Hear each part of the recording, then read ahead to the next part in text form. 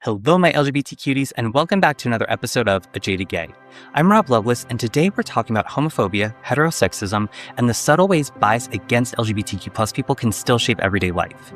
Now, when most people think of discrimination against LGBTQ+ people, they picture overt acts of hatred, things like slurs, harassment, or violence, and those are certainly examples of homophobia. But discrimination can also be much more subtle, and that's where the concept of heterosexism comes into play.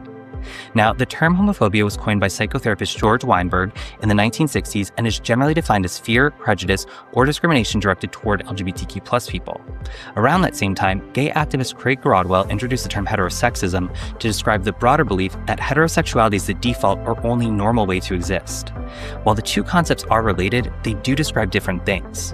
Homophobia often refers to individual attitudes or behaviors, such as harassment or anti-LGBTQ+ language. Heterosexism, on the other hand, describes the systems, assumptions, and cultural norms that consistently privilege heterosexual people while marginalizing everyone else.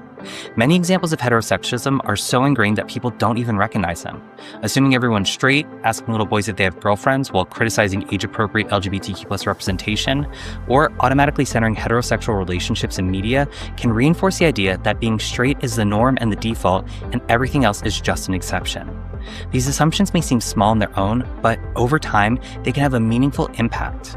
Researchers have found that repeated microaggressions, which are subtle comments, stereotypes, or assumptions, can contribute to increased stress, anxiety, and feelings of exclusion for LGBTQ+ people.